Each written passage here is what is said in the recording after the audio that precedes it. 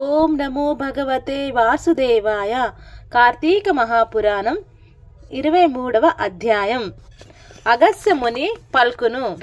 అత్రి మునీంద్ర, పురంజయుడు యుద్ధమందు జయమొందిన తర్వాత ఏమి చేసెనో నాకు తెలియజేపుము అని అత్రి పల్కెను.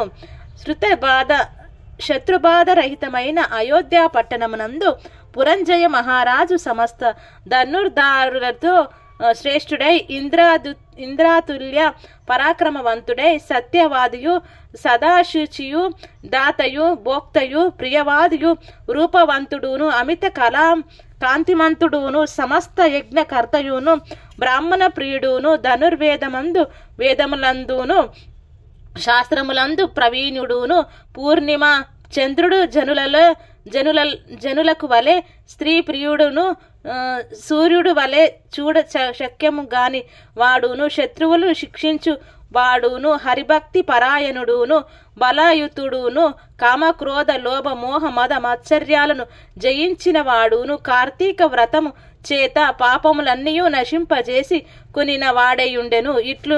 ఇట్లున్న పురంజయునకు విష్ణు సేవయందు బుద్ధి జనించి హరిని ఇట్లారాధింతును. ఏ దేశమందు ఏ మాసమందు ఏ క్షేత్రమందు సుఖముగా ఆరాధింతును. ఇట్లుని చింతించుచున్న రాజుకు ఆకాశవాణి ఇట్లనెను. ఓ పురంజయ, శీఘ్రముగా కావేరీకి పొమ్ము. అచట శ్రీరంగమును దివ్యక్షేత్రం ఉన్నది. అచట శ్రీరంగనాథుడు వసించి ఉన్నాడు. కాబట్టి సంసార ఛేదనము జేయువాడగు శ్రీరంగ నిలయముని సేవించిమని చెప్పి ఊరుకుండెను. ఆ మాట విని రాజు అయోధ్య పట్టణమును విడిచి తన చతురంగ బలములతోనూ అనేక క్షేత్రమును తీర్థములను చూచుచు కావేరీ మధ్యనున్న శ్రీరంగం చేరును. కార్తీక మాసమంతయు అచట ఉండి కావేరీ మధ్యము నివాసముగా గలవాడిగా శేషశాయియును విశ్వమంగళుడైన శ్రీరంగనాథ స్వామిని పూజించుచు కార్తీక వ్రతమును శాస్త్రోక్తముగా చేసెను.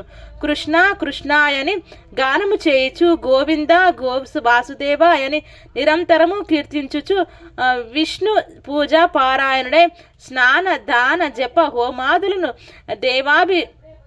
శేఖమును చేయుచు శేషశాయి శ్రీరంగనాథుని విధియుక్తముగా ఆరాధించి మాసమంతయు ఇట్లు వ్రతము సల్పి మాసాంతమందు ఉద్యాపన చేసి తన పట్టణంకు గురించి బయలుదేరును. మధ్యనున్న దేశమును చూచుచు సమృద్ధిమైన తన దేశమునకు పోయి అందున్న అయోధ్య పట్టణమును చూచెను. అయోధ్య అనేక రాష్ట్రాలకు అలంకారమే సంతోషముతోనూ పుష్టితోనూ గూడిన జనులు కలిగినదియు దృఢముగానున్న యంత్రములు గడియలు గలిగినదియును అగర్తలు గలిగినదియును గుర్రములతోనూ ఏనుగులతోనూ రథములతోనూ నిండియున్నదియు గృహ గోపురముల వెంట వీధులు గలిగినదియును అనేక వర్ణములు గల పతాకములు గలదియు వాయువు చేత చలింపజేయబడునది బడుచున్న పతాకములు కలదియు అనేక భటులు కలదియు అనేక దేశవాసులతో గూడినదే ఉండెను. అచ్చట స్త్రీలు సుందరములను హంసల వలె ఏనుగుల వలె నడుచుచు బారలను చెవుల కరువు నుండు విశాల నేత్రములు కలవారును గొప్ప పిరుదులు గలవారును సన్నని నడుమును కలవారును బలసి లావుగా ఉన్న కుచములు కలవారును మంచి వస్త్రములు గలవారును సమస్త భూషణను భూషితములను నుండిన అచ్చటి వేశ్యలు సంగీతమందు నృత్యమందు నిపుణులను సౌందర్యంతోనూ లావణ్యంతోనూ గూడియున్న వారిను నిత్యామానందయుక్తులు మదోన్మత్తులను సమస్త స్త్రీ గుణ భూషితలై చూచుటలోను మాట్లాడుటలోను బహు నేర్పరులై సభలలోను రాజమార్గములలోను రచ్చలలోను అచట ఆటలాడుచుంటూ వారి ఉండిరి. అచట కుల స్త్రీలు గుణవంతులై సర్వాభరణ భూషితులై పతివ్రత్య పారాయణులై ఉండిరి. ఓ అగస్త్య మునీంద్ర, అచటి మునుజులందరూ తమ తమ వర్ణాశ్రమ ధర్మములను ఉండిరి. పురంజయుడిట్లు పట్టణమును చూసి సంతోషించెను. యథా రాజా తదా ప్రజ అను న్యాయమునకు బట్టి రాజు న్యాయవర్తనుడైన ప్రజలను న్యాయమందే యుందురు గదా. పురంజయులందరూ రాజు వెచ్చుటకు విని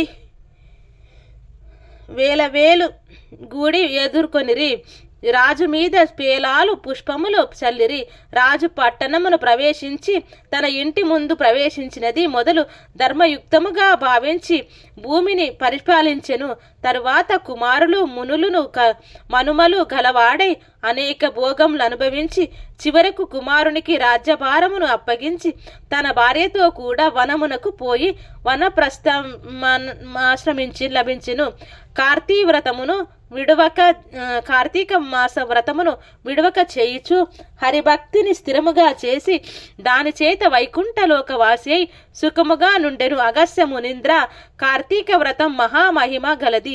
ఈ కార్తీక ధర్మం హరికి ప్రియకరము. కార్తీక వ్రతమును చేయువాడు పరమ పదమును పొందును.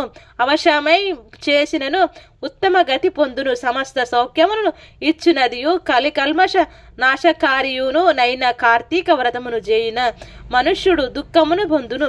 హరిభక్తి యుక్తుడై శుచితో ఈ అధ్యాయమును వినువాడు సమస్త పాపములను నశింపజేసుకొని పునరావృత్తి రహితమైన మోక్షమును పొందును.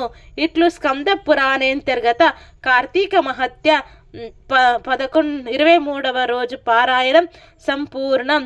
సర్వం శ్రీ లక్ష్మీనారాయణార్పణమస్తు. ఓం శాంతి శాంతి శాంతి.